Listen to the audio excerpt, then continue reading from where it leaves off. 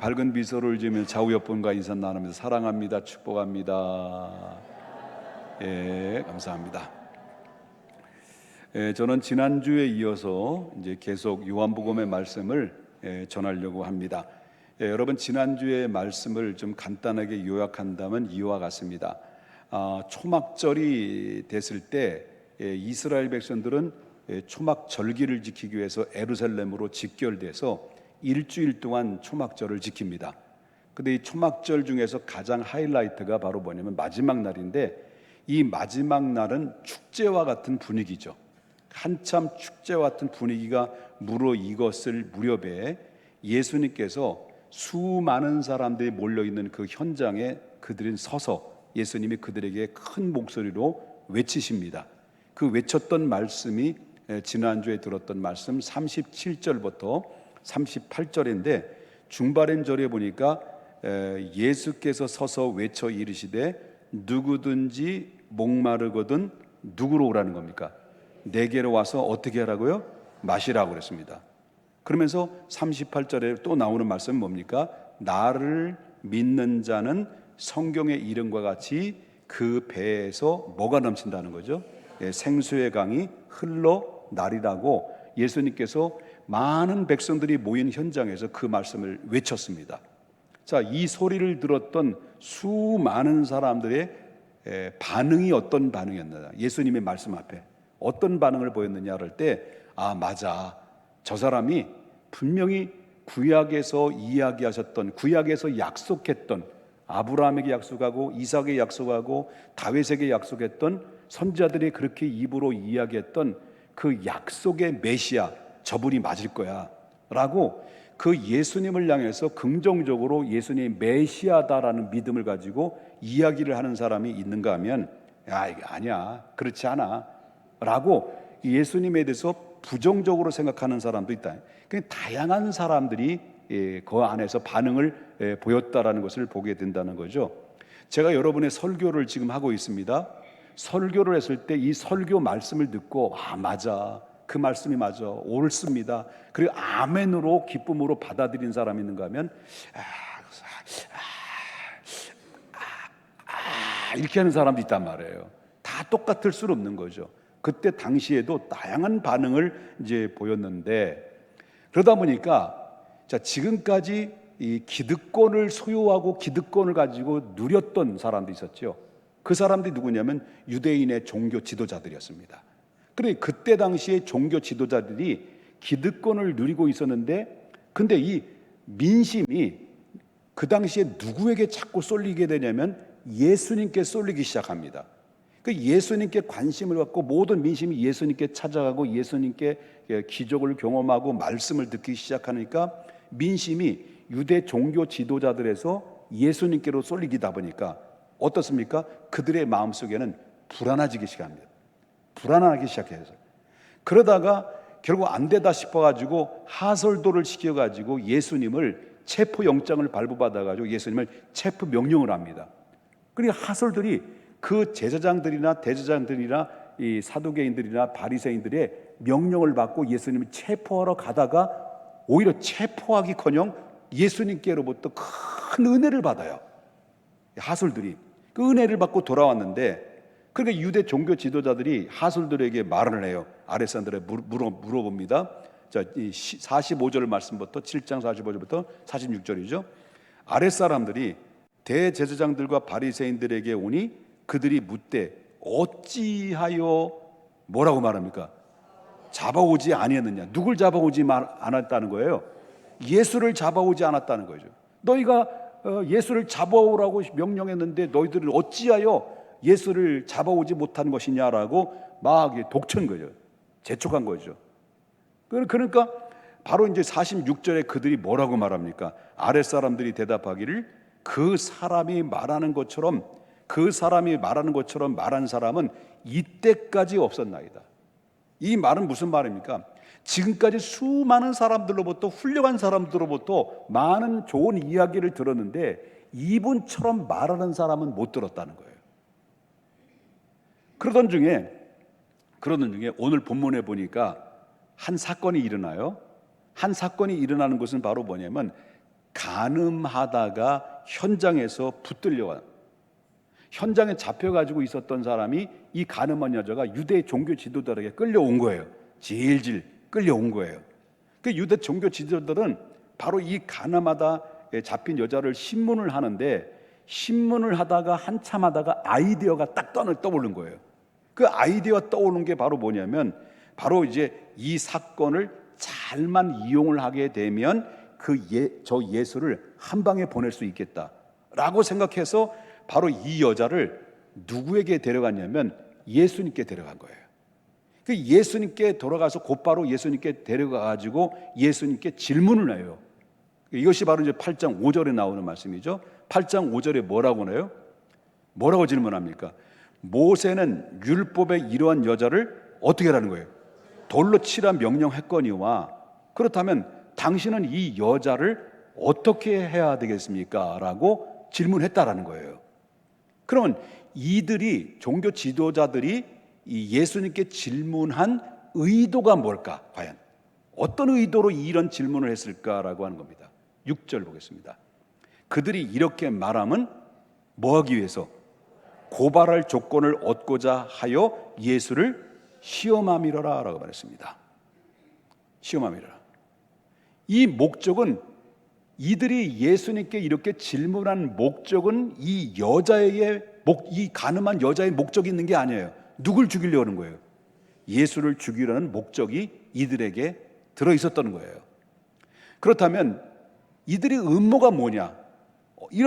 그들의 음모가 뭐냐라고 이제 보게 되면, 자, 그때 당시에 이제 시대적인 배경을 보면 알게 돼요. 자, 그때 당시는 로마가 세상을 제패했던 시절이었기 때문에 유대 나라에게도 로마의 식민지 아래에 있었던 거예요.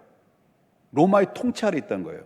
그러다 보니까, 그래서 이제 그 로마는 유대인들을 지배하면서 유대인들을 어떻게 정책을 펼치면, 이 강압 정책을 펼치기보다는 바로 뭐냐면 유화 정책을 펼쳤어요. 왜 그러냐면 이 유대인들에게는 가지고 있는 독특한 종교가 있어요. 종교. 이게 바로 유대 종교죠. 그 율법주의자, 율법을 들고 있단 말이에요. 그러니까 이들이, 로마가 또 특별히 유대인들은 강한 반발심이 굉장히 강한 민족이거든요. 그 잘못 건드렸다면 쑥대밭을 만들어 놓으니까, 그러니까 이 로마의 정책은 이제 강압 정책에서 유화 정책을 펼치는데, 그래서 유대인들에겐 종교 문제, 즉 이 율법의 문제를 가지고 있는데, 그 로마는 그 율법의 문제, 종교의 문제를 관여를 하지 않았습니다. 스스로 바로 뭐냐면 거기에는 정치적으로도 재판할 수 있는 권한도 그들에게 줬단 말이죠. 그러나 단 한 가지, 모든 재판할 권한도 줬고 종교 재판도 다 벌일 수는 있지만은 바로 로마의 허락 없이는 사형 집행만큼은 못하도록 했다는 거예요. 그러니까 바로 종교 재판을 해놓고 유대인들이 자기 멋대로 로마 허락도 없이 막 사형 집행을 하게 되면 로마의 권위를 위협하는, 모독하는 행위로 해서 바로 뭐냐면 반역죄로 다스렸다는 거죠. 그렇기 때문에 유대인들은 종교로 재판할 수 있고 종교로 얼마든지 재판할 수 있는 권한을 가지고 있지만은 이 사형 집행만큼은 유대인들의 권한을 주지 않았던 것이죠. 이것이 바로 유대와 로마의 관계였다는 것을 보게 되는데요. 그럼 그때 당시의 유대 나라에게는 아주 강력한 법이 있어요. 강력한 법. 이 율법으로 볼 때는 그 강력한 율법인데, 율법 중에서는 이 가장 중요한 범죄에 다루고 있는 것이 그 세 가지 범죄의 법을 다스리고 있어요. 여러 가지 범죄가 있지만 그 중에 첫 번째로 보는 우상숭배죄, 그 다음에 살인죄, 그 다음에 간음죄를, 굉장히 중죄를 다루고 있다는 것을 보게 되는데요. 여기에 한번 걸려들면 살아남지 못했다는 거죠. 돌로서 때려서 죽여야 되는 이런 상황에 율법에 그렇게 정해져 있었다라고 하는 것입니다. 그런데 오늘 본문에 보면 유대 종교 지도자들이 이 간음한 여자를 데려다가 예수님 앞에, 발 앞에 엎드려 놓게 만들어 놓고 이 여자를 어떻게 처리할 것인가라는 것을 이제 예수님께 물어본 거예요. 질문을 하게 되는 거죠. 자, 그럴 때 4절을 보겠습니다. 4절. 예수께서 말하되, 자, 물을 때 그들이 물었단 말이에요. 그런데 예수님이 그 물음에 어떤 반응을 보여낼 때 예수께 말하되, 선생님이요, 이 여자가 가늠하다가 현장에 잡혔나이다. 모세 율법에는 이런 여자를 어떻게 하라는 거예요? 돌로 치라 명령할거니와, 그렇다면 당신은 이 여자를 어떻게 말할 것입니까? 어떻게 평가를, 어떻게 결정을 내려야 되겠습니까? 라고 질문했단 말이죠. 자, 여기서 예수께 율법대로 돌로 치라고 예수님께서 말한다고 한다면, 그때 당시 정서상으로 로마에 있어서는 뭘로 걸려들게 됩니까? 로마의 반란, 다시 말하는 로마의 반란법에 해당된다는 거죠. 그래서 로마로부터 처형을 당할 수밖에 없어요. 자기 멋대로 사형 집행을 할 수 있도록 만들었다면, 예수님께 그래 처형하라, 처형한다 하면 돌로 쳐 죽인다 그러면 그 말을 듣고 이 여자를 막 사람들이 돌로 쳤단 말이에요. 죽었어. 그럼 로마가 알을까 모를까? 알아, 몰라? 에?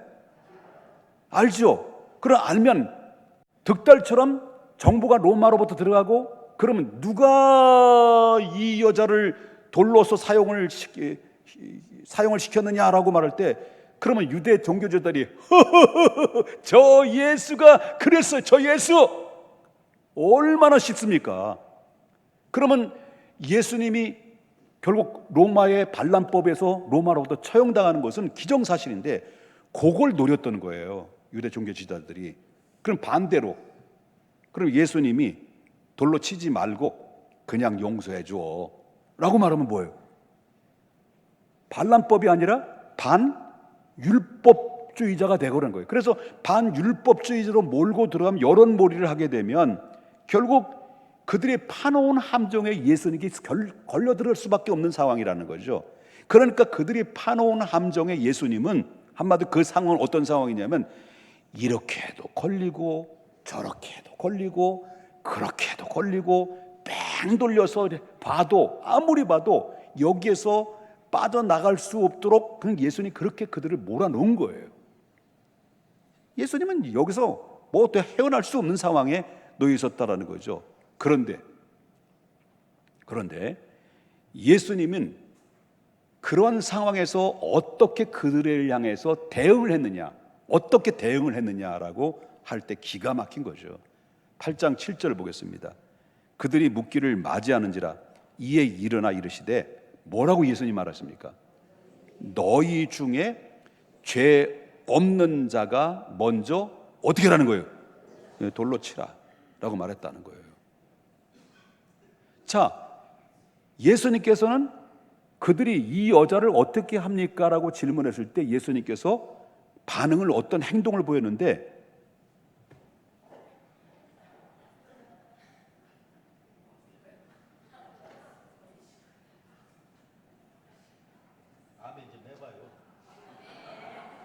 뭔가 땅에다 이렇게 막 쓰시고 일어나신 거야.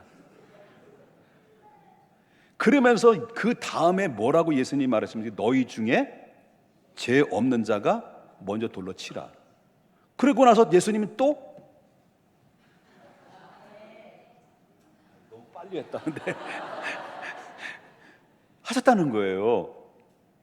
그러면 여기서 죄 없는 자라는 그 내용의 원문을 좀 보게 되면, 아마 마르테스라는 헬러 원문 내용을 보면 이걸 직역하면 이와 같습니까? 마음으로 죄를 짓지 않는 사람. 그러니까 이걸 그대로 얘기한다면, 너희 중에 마음으로 죄를 짓지 않는 사람, 마음으로든지 육체로든지 죄를 짓지 않는 사람이 있으면 나와봐라 말이에요. 그래서 돌로 쳐라는 거예요. 이 말은 무슨 말이냐면, 너희 중에 마음으로든지, 그러면 너희 중에 또 육체로든지 남의 여자와 남의 아내를 품든지 육체로 범하지 않은 사람이 있으면 여기 있는 너희들 나와 라고 예수님께 그렇게 얘기했다는 거예요. 그런데 바로 그때 그곳에 있었던 사람들의 반응, 예수님 말씀을 듣고 어떤 반응을 보였을까요? 예수님 말씀 그 한마디 앞에 그들은 꼼짝도 못하고 얼어붙은 거예요. 얼음이 되고 마른 거예요. 그러면서 그들의 행동을 보면 8장 9절을 보십시다. 8장 9절. 그들이 누구의 말씀을 들은 거예요? 예수님의 말씀. 누구든지 죄 없는 자 죄 없는 들 나와 돌로 쳐! 라고 할 때 그들은 양심의 가책을 받아가지고요, 양심의 가책을 느껴 어른으로 시작해서 누구까지? 젊은이까지 하나씩 하나씩 나아가고 이제 누구만 남은 거예요? 오직 예수와 그 가운데 섰던 여자만 단둘이 남은 거예요. 너희 중에 죄 없는 자가 먼저 돌로 치라. 이 예수님의 이 말 한마디가 주변에 서 있었던 수많은 사람들의 양심을 파고들기 시작하면서 여기엔 유대 종교 지도자들마저도 어떻게 할 도리가 없는 상황에서 예수님께서 한마디로 정리를 딱 해버리신 거예요. 자, 그 상황에 몰려들었던 사람들은 뭐예요? 자, 유대 종교 지도자들은 예수님을 죽일 음모를 가지고 이 질문을 던졌는데, 그 주변에 함께 몰려들었던 이 간음에서 잡혀있는 여자를 바라보면서 예수님이 입에서 어떤 말을 하실까라는 이 궁금한 가운데서 재미를 느끼고 재미를 즐기려던 주변에 몰려있던 사람도 있었을까 없었을까요? 여러분, 싸움하는 것보다도 더 재밌는 게 뭐야? 네? 싸움 구경하는 게 재밌잖아. 그렇잖아요? 여기에는 몰려들었던 유대인들이 엄청나게 많았을 거 아니에요. 이 상황을 지켜보는 사람들, 다양한 사람들이 어떤 결과가 나올까 할 때 그 중에서 걸은 사람도 있을까 없을까? 도박 얼마 걸을까? 100만 달란트. 100만 달란트 걷자. 예수님이 유대인들에게 걸려 넘어갈 것이냐, 걸려 넘어갈 것이냐, 안 넘어갈 것이냐에 대해서 뭐 등등 이런 즐기는 사람도 있었을 거라고 하는 거죠. 그런데 예수님이 한마디에 거기에 사람들의 양심이 파고들기 시작하면서 종교 지도자들마저도 어찌할 바를 못하게 된 거죠.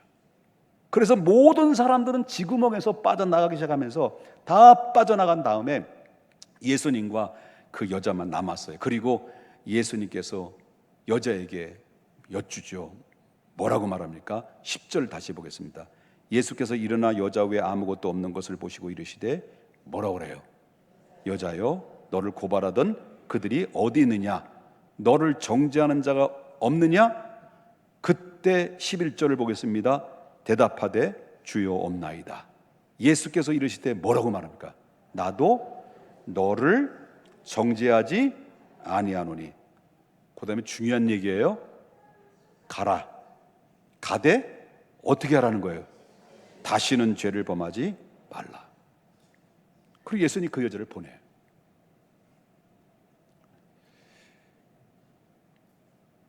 여러분, 이 간음을 한 여인의 죄에 대해서 여러분, 이 설교의 말씀을 듣고 이 간음한 여인의 죄에 대해서 여러분들은 어떻게 생각하시나요? 저는 이 가인의 간음에서 간음죄를 진 이 여인에 대해서 입장에서 볼 때는 용서를 받은 사람의 입장에서 볼 때와 용서를 해주는 사람의 입장의 두 입장을 한번 생각해 본다면, 자, 용서를 받은 사람의 입장에서 볼 때 아니 이럴 수가 있느냐, 아니 이럴 수가 있느냐라고 할 정도로 이 여인의 죄를 용서받은 것이 너무 쉽다고 생각하지 않습니까? 이 여인이 너무 쉽게 용서를 받았다고 생각하지 않습니까? 일단 용서받았잖아요. 안 죽었잖아.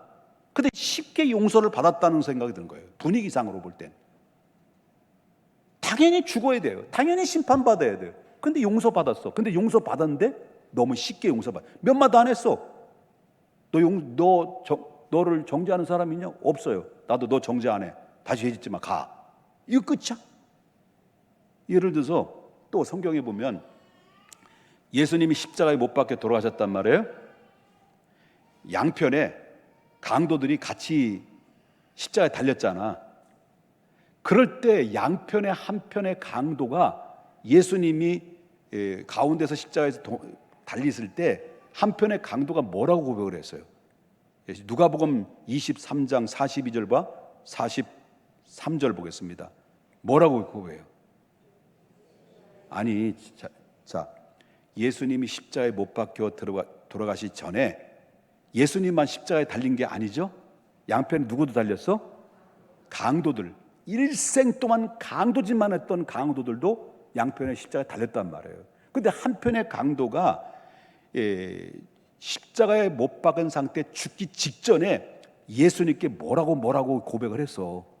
이게 바로 누가복음 23장 42절인데 뭐라고 얘기했어요? 예수여, 당신의 나라에 임할 때 나를 기억하소서 라고 말할 때 예수님께서 그 말을 듣고 뭐라고 말합니까? 43절에 내가 진실로 진실로 내게 이르느니 오늘 내가 나와 함께 어디 있다는 거예요? 낙원에 있으리라. 아니, 이 사람 평생 동안 범죄한 강도가 바로 죽기 바로 직전에 좋은 일도 해본 적이 없어요. 평생 남에게 고통을 안겨준 사람이 바로 죽기 직전에 주님, 내가 잘못됐습니다. 나 천국 가고 싶어요. 그랬더니 예수님이 그래? 그럼 같이 가자.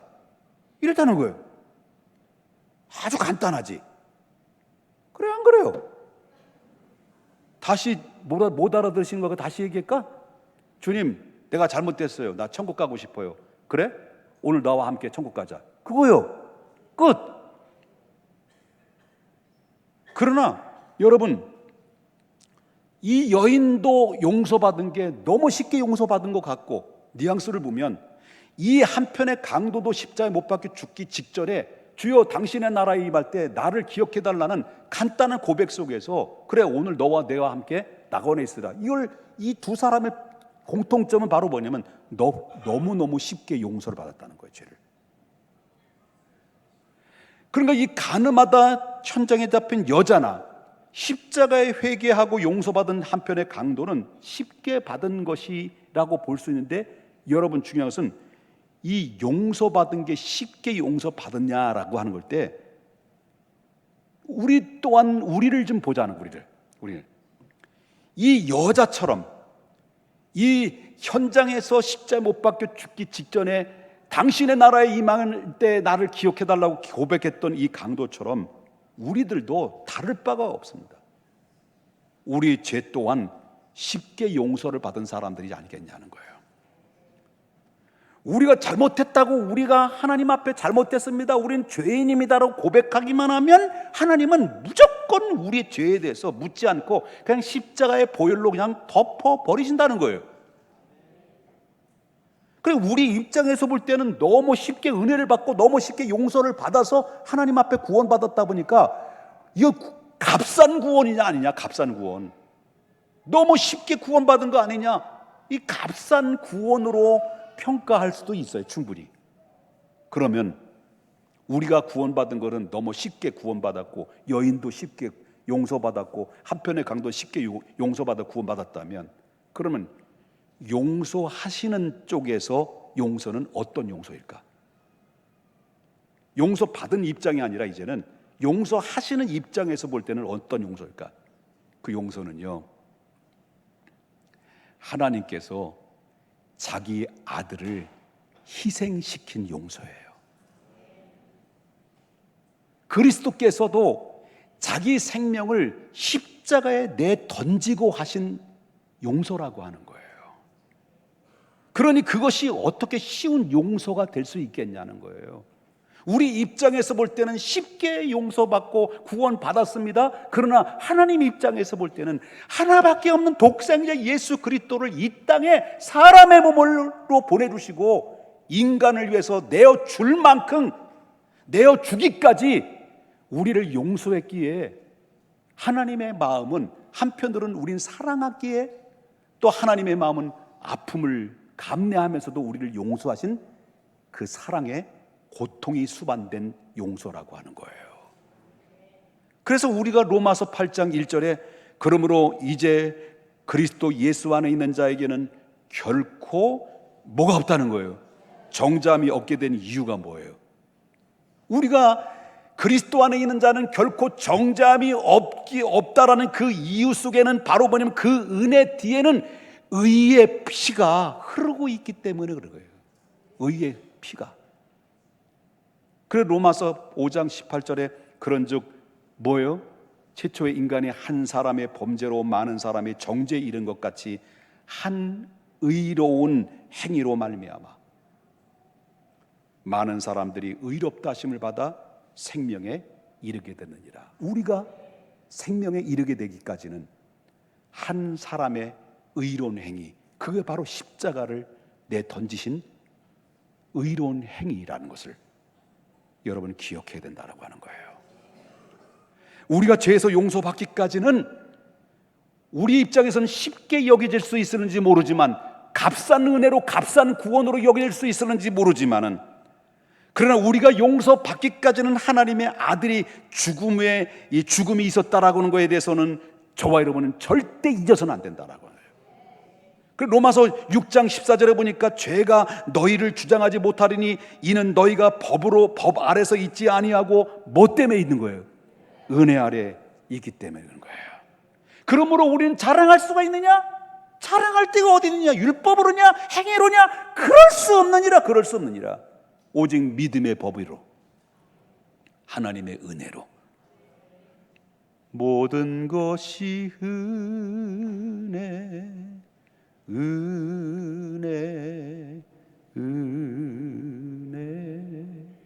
한없는 은혜, 내 삶에 연한 것 하나도 없었던 것은 모든 것이 은혜였소. 하나님이 하나밖에 없는 독생자를 내어서 희생할 만큼 내어준 그 용서는 하나님의 은혜 아니면, 하나님의 사랑 아니면 불가능한 거예요.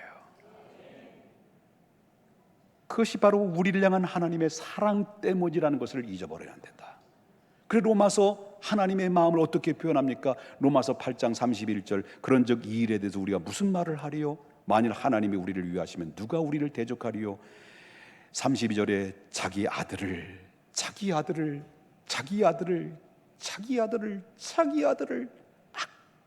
아끼지 아니하고 우리 모든 사람을 위하여 내주신 이가 어찌 그의 아들과 함께 모든 것을 우리에게 주시지 아니하겠느냐. 믿으세요. 그러므로 우리 죄를 용서하기 위해서 하나님의 아들이 돌아가셨다는 사실을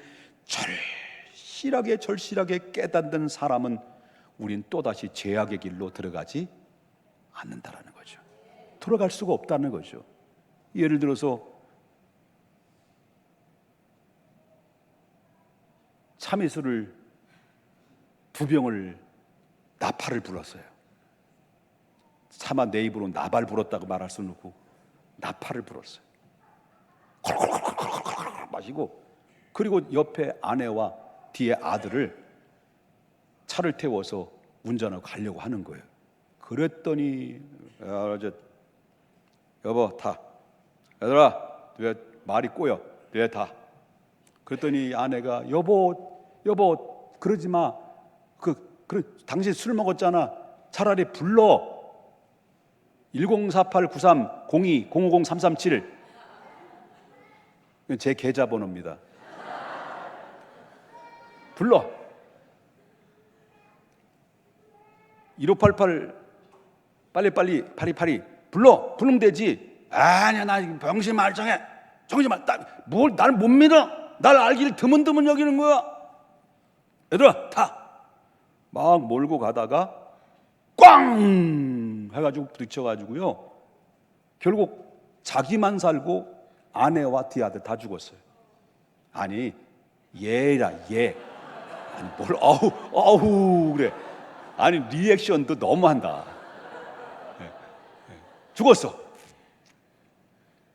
죽었는데 아내를 잃어버린 남편, 뒤에 두 아들을 잃은 남편이 뭐 때문에 죽은 거예요? 에? 음주 때문에 죽은 거예요.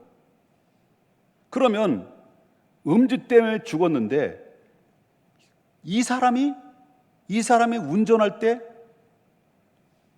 운전하기 전에 소주 2병을 마시고 또 그 운전할까 이 사람이? 물론 아내를 잃어버 슬픔에 젖어가지고 또 마실 수도 있겠지. 이런 인간이 인간이야? 차라리 같이 죽지. 인간이 아니잖아요. 우리도 마찬가지예요. 내가 쉽게 용서받기까지는 하나님의 아들이 대신 죽으셨다는 사실을 마음 깊은 곳에 인식하고 그 은혜를 붙들며 살면 다시는 죄악으로 돌아갈 수가 없는 것이고 죄악에 들어가지 않는 거예요. 만약에 들어갔다 하더라도 다시 돌아오는 거예요. 여러분 다시 돌아오세요. 사랑하는 여러분, 우리가 사는 길은, 그리고 오늘 이 시대에 복잡 미묘하게 흐르고 있는 기류가 흐르고 있는 이 시대 속에서 점점 하나님 나라가 가까운 이 시대 속에서 오늘날 말세의 믿음의 사람들의 꼭 필요한 게 뭐냐? 오직 십자가 은혜를 붙들고 사는 거예요. 그래서 세상에 아무리 이 세상이 소돔과 고모라처럼 더러워지고 악하고 음란해지는 가운데서도 우리가 승리할 수 있는 비결은 내가 이렇게 쉽게 은혜를 받고 구원받기까지는 하나님의 아들을 대신 내어주는 그 아픔이 수반되어 있다는 것을, 여기엔 도도히 흐르고 있는 하나님의 은혜의 피가, 예수의 피가 흐르고 있다는 것은, 그 예수의 피가 나의 모든 죄를 덮어주시는 은혜가 있다는 것을 잊지 않는다면 우리는 승리의 삶을 살아갈 수 있는 하나님의 사람들이 되는 겁니다. 거룩하신 하나님 아버지,